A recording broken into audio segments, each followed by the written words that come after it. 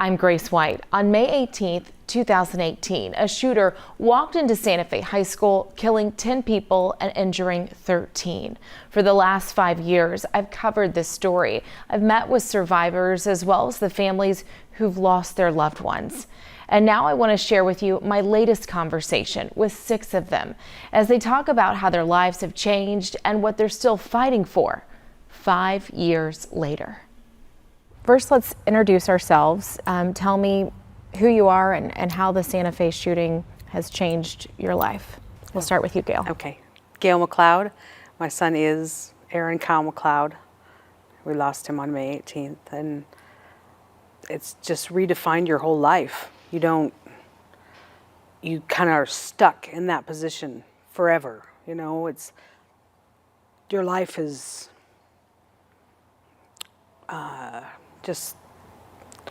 it feels like your life is on hold a lot.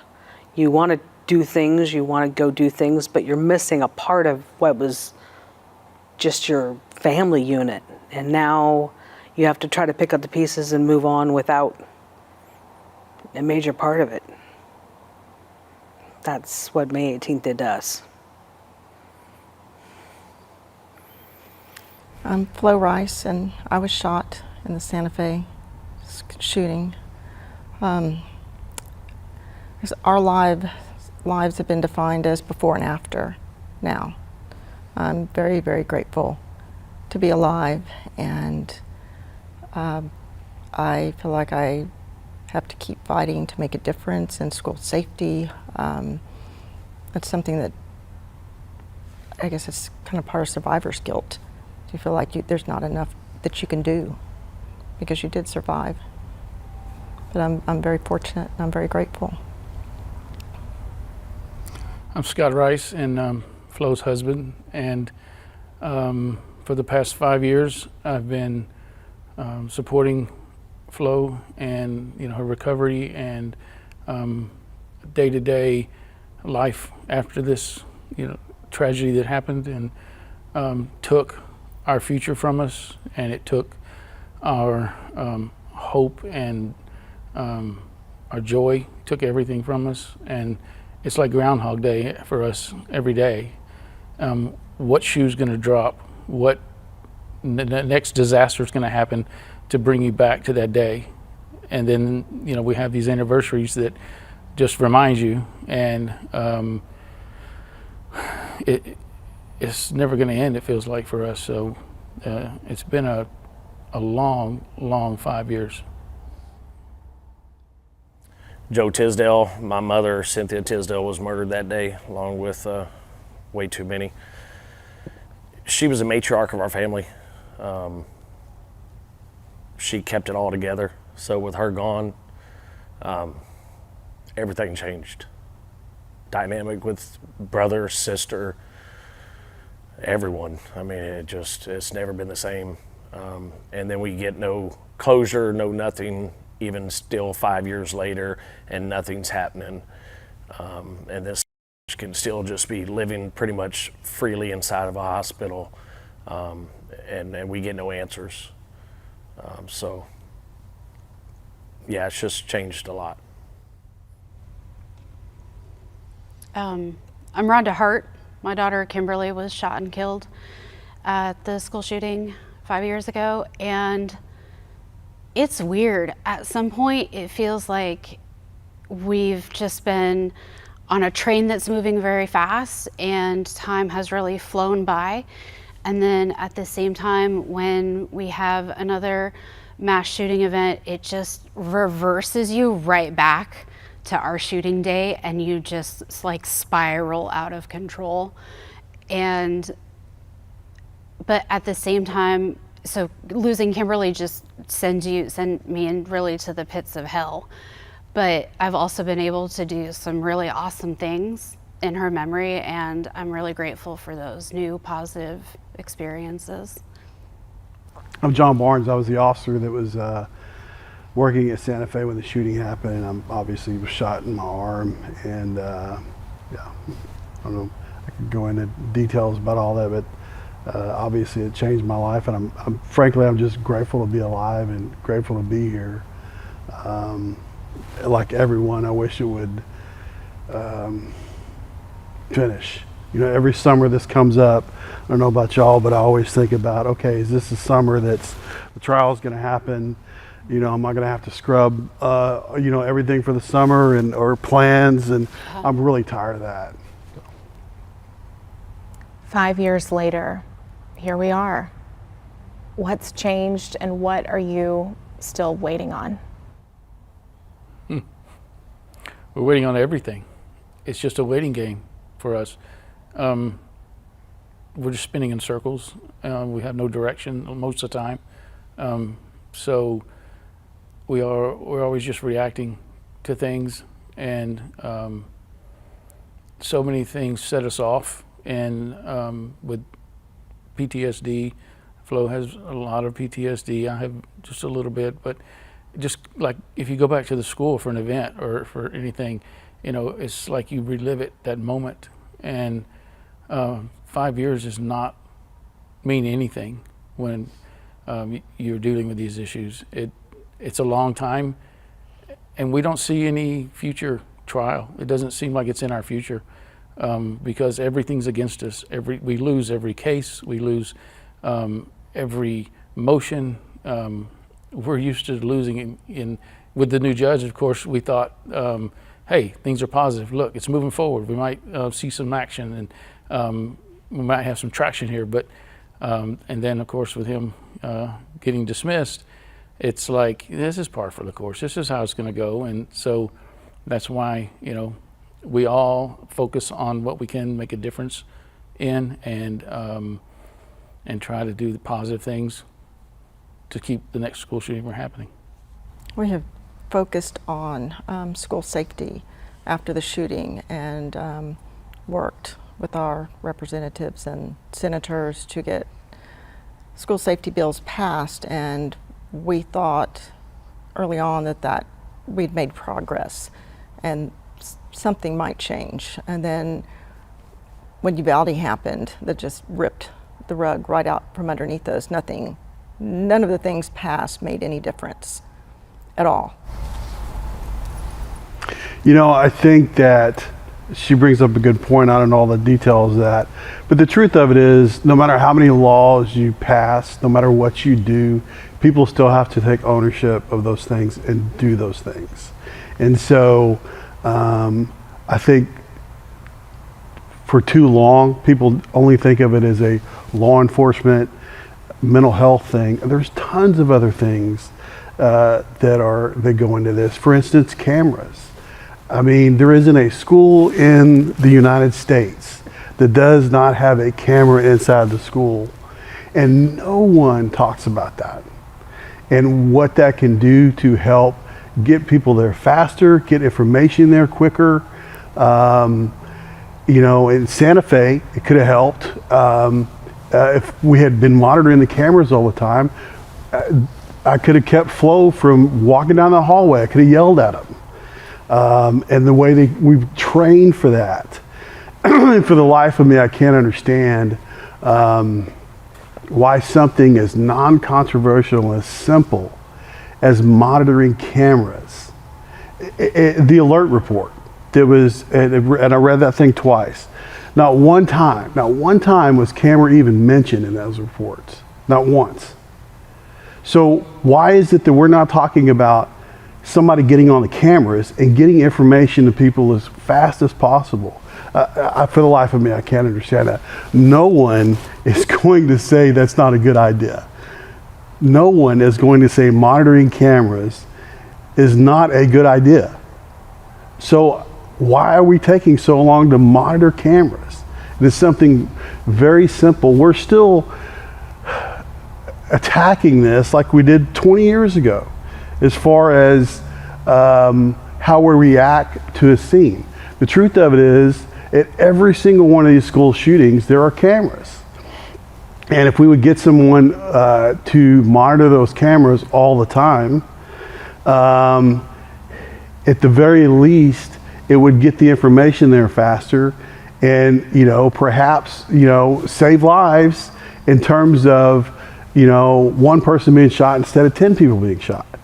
I mean, the faster you can get the information there, the faster they can react and get that down quickly. You know, in Uvalde, they talked about, well, they didn't know, you know, the guys in the back. Well, if someone would have gotten on the cameras and said, hey, the guy's in there, he's got a rifle, he's in there with a certain number of kids, and let everybody in that stack know what's going on. Why is that controversial? And why is it even mentioned in that alert report? I don't understand. I just don't get it.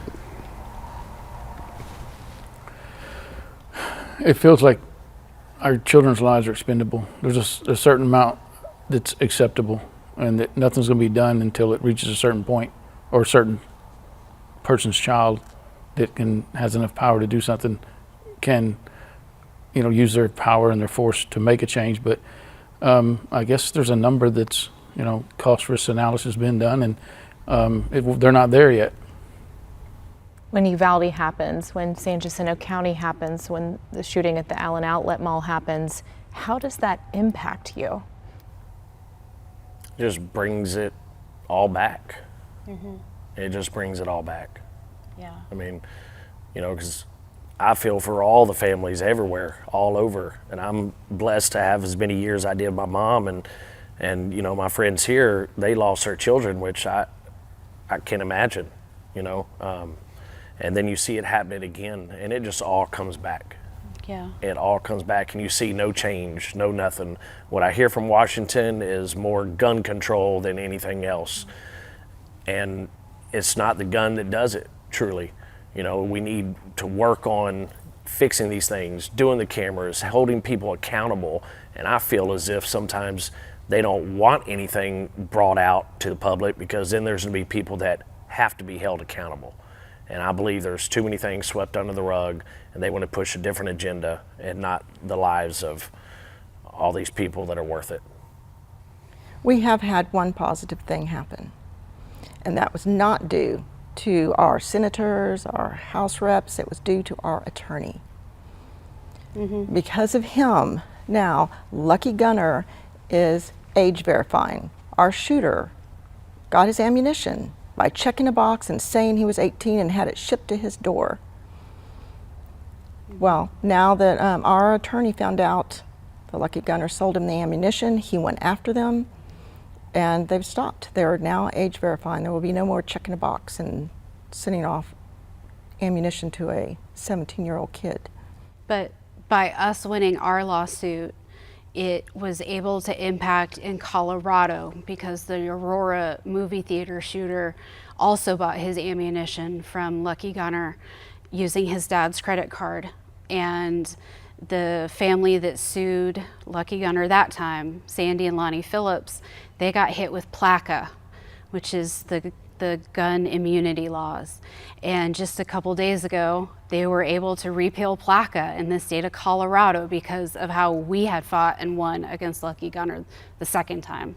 So we are making little ripple effects.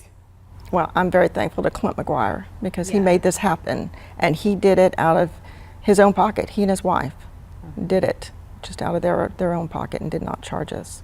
And you all made that progress in the court system, not in Austin or DC. Exactly. Yeah, exactly. we should have lost that case, and we should have lost it by a lot, but we didn't.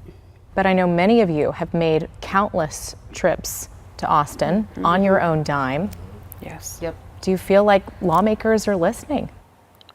When you're there, I think they're listening. But when you walk away, I don't think that it stays there. I just think that you're in a big wheel of too many laws going on, too many bills trying to get passed, too much information shoved at them all at one time. And I just think that maybe you fall through the cracks. It didn't pass last year, did it? No. So this is the second time the same bill information has been introduced. So hopefully with more support that we had this year, it'll pass. Let's talk a little bit more about that bill, the fight to give you access to the evidence. Why does that matter to you? I can tell you, when I was testifying in the House, my testimony was all about I gave birth to Kimberly, naturally. It was like I said, it was a hard labor. Gail and I, we were there in the room. We had active roles when these kids were born, and we saw them take their first breath, and we knew their APGAR score and their weights and their measurements. But we're not allowed to know how they died because our district attorney doesn't want to tell us, because he doesn't want to taint the jury. And it is insulting and it's inhumane that we still don't know. And it's infuriating that we've had to go and spend our own money. Thankfully, we've been able to do a lot of fundraising, and that has really lightened the burden. But we do this on our own time. We're not paid lobbyists. And it's infuriating that we have to go and speak in front of all the 16 or something folks that we've had to give testimony in front of. It's inhumane. It dehumanizes you. The amount of times you have to tell your story in a day and introduce yourself half a dozen times as, "Hi, I'm Rhonda, my daughter died at school." You kind of get numb to it at a certain point. Well, and it's not like an ongoing investigation that's hush-hush. We don't know who the suspect is, or who this person was that maybe did this. So, we know you did it. Yeah, we know he's guilty. We know you pulled the trigger. Everyone knows. So why can't immediate family, if we choose ourselves, even if they had a video, if I chose myself to personally see it, I'm not saying put it out in the public for everyone's view, but for us, if I want to see that, I want to see it. And we get nothing. None of that matters. We can sign the gag orders and whatever we've told them. We'll sign, clauses that keep us silent. And if, we break that, then come at us with whatever you need. But it's for closure. If we want to see it, we should be able to see it. And that falls into another thing. I don't believe they want us to know the incompetent people that are involved and stuff like that. And that's the point, right? That's the point right there. Is from the beginning, this is exactly why I said something about everything that I saw in that video, because we know from history for the last 20, 30, 40 years, if you withhold information, people are going to fill those gaps, whether it's good information or bad information, right? And so why do that? All it does is it creates more mistrust between victims' families and the system. That's all it does. So I do not think it, especially in this case, because the information is already out there. I don't understand. Let's say they release the video and then 2, 3, 4 years later it goes to trial. I do not believe that it's going to taint the outcome of, because in this case there's so much information that's out there. I mean, everything is already out there. It's a matter of it being verified or not. Okay, well, you were wrong about this because this happened. Because people are going from their memories. And so that's all it does, is it creates this animosity between victims and the system, whatever the system is, because it looks like they're trying to hide something. And so that's all it's doing. And so I just wish they would stop doing that now with body cameras and everything else. I don't understand why we can't get that passed and everybody can't see that video, because it will become much clearer when everyone sees the video why things played out like they played out. Much clearer. Do you think that's been unique to Sante Fe? Certainly in other shootings, we've seen video released faster. Right. We've seen more of the timeline released. Why do you think that's unique to Sante Fe? Because our shooter's still alive. And therein lies the problem. Most of them are dead. And Texas laws are totally Texas different. laws are different, yes. Yeah. Schools are very protected with things like that somehow with it.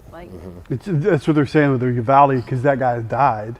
That's why they released all that stuff. And our guy's not dead. That's why they're not releasing it. And Florida has sunshine laws where they shine everything wide open for the public to see it. Texas is locked down. We're not even allowed to sue the school district. So parents, FYI, if your kid dies in the next school shooting, there's no recourse you can take against the district. But if they died in a car accident or a bus accident, then you could. which I find completely ironic because I was literally on the road that day. If I killed 10 people, I'd be fired on the spot. But whatever. So you all are stuck in the middle. Yeah. With no answers. Yeah, so we're spending $350,000 a year to house this criminal, to regroup him, right, to get him ready to stand trial. But yet they refuse any support or help for families. They promise you a lot, they never deliver. So they can't help us with anything. And it's a joke. They came the day after the shooting, promised Flo the moon, how they would take care of us and everything would be handled. Don't worry, you have no worries. We have all these programs, and we were denied. Workers' comp is a joke. John and Flo are both involved in workers' comp. It's been a disastrous, horrible experience. The worst you could imagine, being the way they're treated. There's no long-term mental health care for anybody that needs it. There's no financial benefit if you need it. There's no tax benefit. You still have to, I don't own property in Santa Fe, but some of these folks still have to go and pay their property taxes. Exorbitant property taxes. To the district where they couldn't not get shot. Yeah. There's zero long-term care for us in the long run. Once the GoFundMe's and the Survivor, the National Compassion Fund leave, that's it. Many of you have met families from Uvalde. What have you said to them? I'm sorry. I hate that we know each other. We tried. Yeah. We're sorry you're in this group with us. Yeah. We were promised that we would be the only one. The last one. The first and the last school shooting.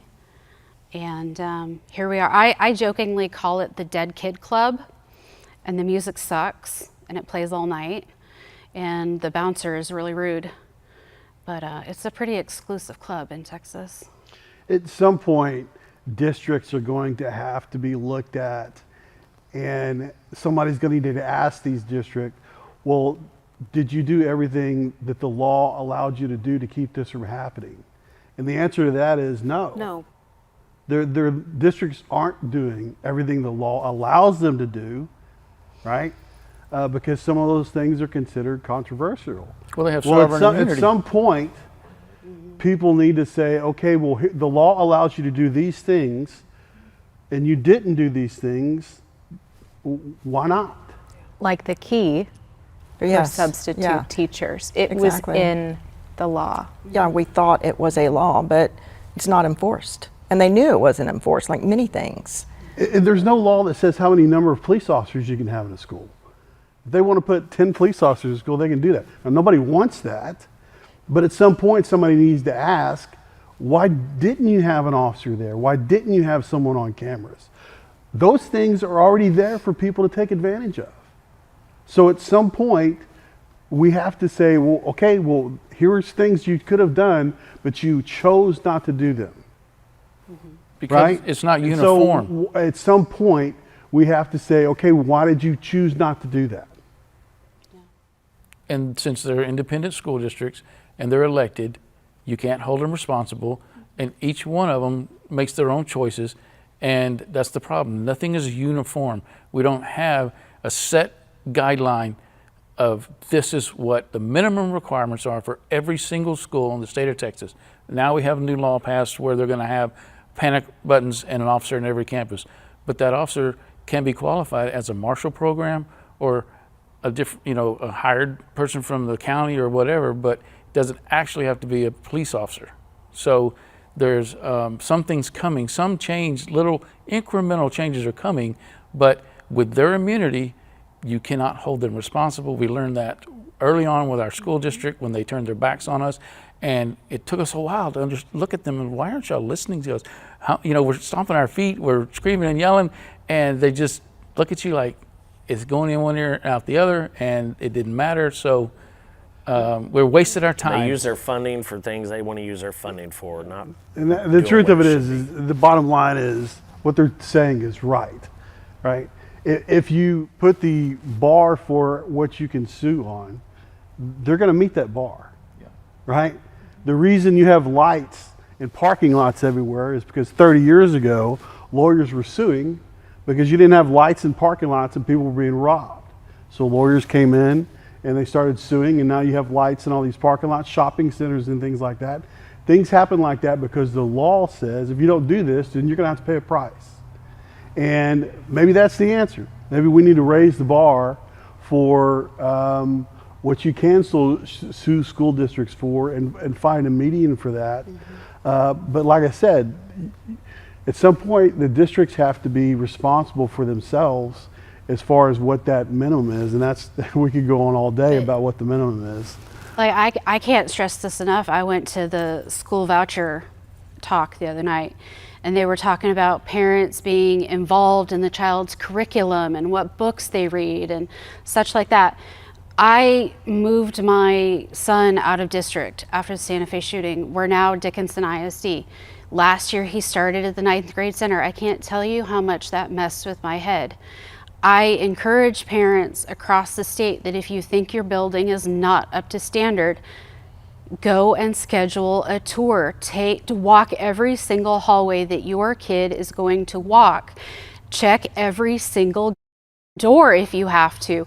I asked Dickinson ISD, I said, do you enforce the dress code every day? They looked at me like I had 3 heads. I said, do you enforce badge wearing? Again, they looked at me like I was Captain Crazy Pants. And I said, but all of those things added up in my old district, and that's why my other child is dead. So parents, I know you want to be wrapped up in the curriculum and the books and all that they're telling you to be worried about right now, but you also need to go and like physically check those freaking doors. Check and make sure that the phone line works if you have to. You are entitled to do that, and that is absolutely what I did at the 9th grade center, and I'll probably go do it at the main fucking campus too. Sorry, I have to beep that out, but I'll probably do it at his other building as well, because I want to know that where my child is safe. And I wish I could homeschool my kid, but I'm terrible at homeschooling, and I don't have the money to send him to private school either. So public school, I have to send him. It messes with my head every day. It's a choice that I make. Is my child going to come home in one fucking piece? At the end of the day, my standard for my kid is nobody cried, nobody died. That's a good day in my house. And at Santa Fe, if you don't survive Friday morning art class, you can't have Friday night lights. We lost football players that morning, all right? So, our focus is always on the wrong thing. It's always on a bigger football stadium, a new turf, a new baseball field, or whatever. Millions and millions and millions of dollars. All these bonds that were just won this last week are going to be built. New campuses, are they going to be safe? Are they going to be cutting edge technology? Is safety the #1 priority? No. Should it be? Yes. In the beginning, it should be. It should be designed in, right? Because yes, when you design it It's in, easier you're that talking way. a lot less funding to for retrofit. designing it. Yeah, you don't need Yes. a retrofit. So do we value our children's life as much as we value our sports?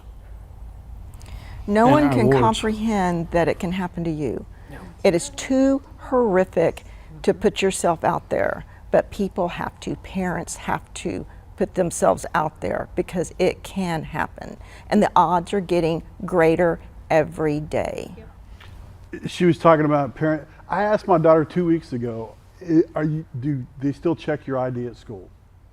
Because every once in a while I want to see if they're still doing that, because that's typically what happens, right? The further you get away from a shooting, the more lax they get with those things, and they can't be laxed on those things. They simple things like wearing an ID and things like that.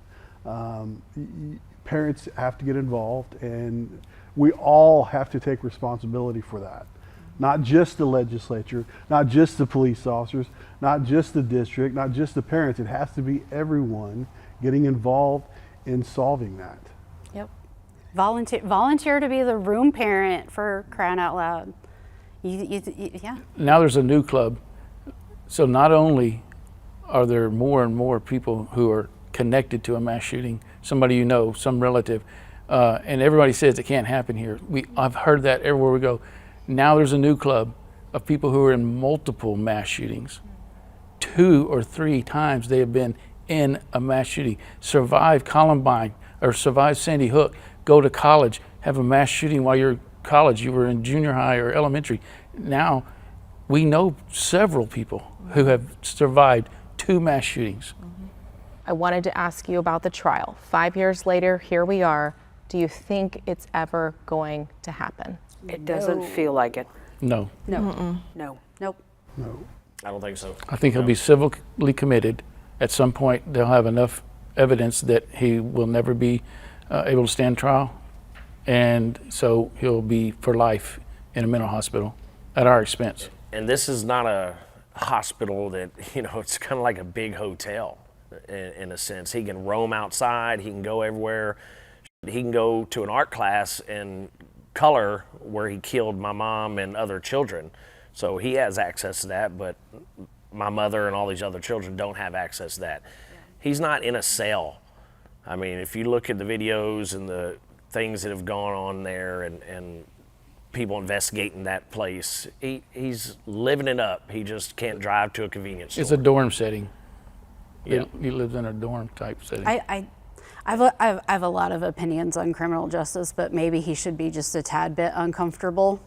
Maybe. For pressure. And they collect all the money Personally, for him. I would rather him go to trial, and even if we win, and then 2 years later they overturn it and we have to do it again. I would rather see that, because at least he'll spend a couple of years in a real prison before he gets retried again and sit back. And it's progress, not just yeah. nothing for years. Having them say they're still working on him. That is the worst part. Like if we get our evidence bill passed, we can get our autopsy reports, and we can leave that behind us, because it's like every year, you're clocking along, you're doing good in your life, and then the DA's office sends you the text message, and like I was at the VA hospital this year when I got the word, and I'm sitting there trying to act normal, and like the room starts to spin. I'm like, I gotta get out of here. And so if we can get this evidence bill passed, for me, I can get my autopsy report and I can say see you later to the court. I don't have to worry about that, and I can move on with my life, and I can get some closure and just go forward. I'm not sure what happened, why we got to this point. We had him here, he's in jail, we're waiting on trial, and then all of a sudden he's incompetent. What was going on with our prosecutors? Why were they not on top of this and watching him and making sure that he stayed competent? What happened? Go to a couple of hearings. There was a trial date. The federal. It was 19 months later that he was in solitary confinement. I wish you would look this up for the report so you can say whether or not this is true. Pretty certain that didn't happen until after he was federally charged. The day after. So almost. he wasn't incompetent until after he was federally charged. Now, check me on that. That may or may not be right, but I'm pretty damn sure that did not come up until after he was federally charged. And that's something else we worked extremely hard on. So isn't that We convenient? did, yeah. That he was isn't that federally special? charged. Now look, check me on that before you speak that as gospel, but I'm pretty certain that that's the case. I'm sorry. You could laugh or you could cry about this, and I laugh inappropriately. You do a lot of things inappropriately. Oh, shut up, Scott. Final question. What does justice look like for you and your family? For him, death. I want him dead. Yeah, again. Death penalty. Yeah. There is no justice in the justice system. In our state, the way it's set up now, we're going to every 2 years we go have, our House meets and the Senate's always in, but I don't think our government works for us anymore. I don't think the way it's set up works. And in this, many people that live in Texas now, I think our government needs to work year round and work on things. This waiting every 2 years for your bill to come back up, it's a joke. There is no justice. Yeah, it's pretty sick and twisted. Like, are they gluttons for punishment? Like, really? At least get him to trial. Like John said, he needs to go to trial. It needs to happen. And if you keep having the same doctors review you every 3 to 6 months, you know what to say, obviously, then if he says the same things over and over, how's he ever going to be competent for trial? It's completely backwards. They had to evaluate him at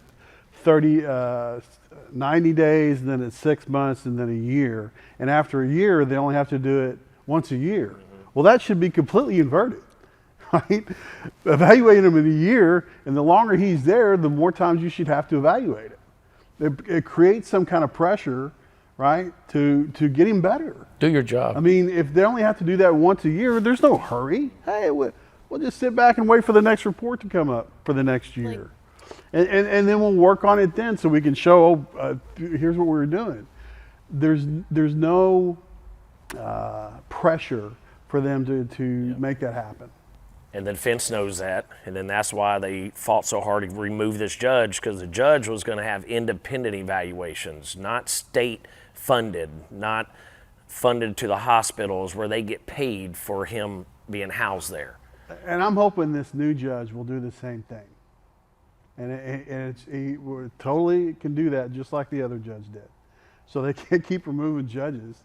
If this judge, that was a pretty unique situation. They're going to run out of judges. Well, that was a pretty unique situation. I didn't know until that deal that his law firm was involved, and there's some legal wranglings. So that was kind of a unique situation. But this judge, we all want this judge to do the same thing. And hey, let's have another evaluation. Let's have them every 3 months. So, I mean, I think all of us hope that happens. Yep. Just progress. Any kind of progress would be nice. Not the same, there's no progress this month. I get that text every single month. There's no progress. Because I asked for monthly reports. I wanted to know what was going on. And 6 months in a row, there's nothing. That's the same thing I get every single text. There's been no progress. There's been no progress. There's been no progress. Well, I understand they can't tell us exactly what progress has been made, but there has to have been something. I mean, you just can't let him go for a year with doing nothing. There needs to be some progress. That's the problem.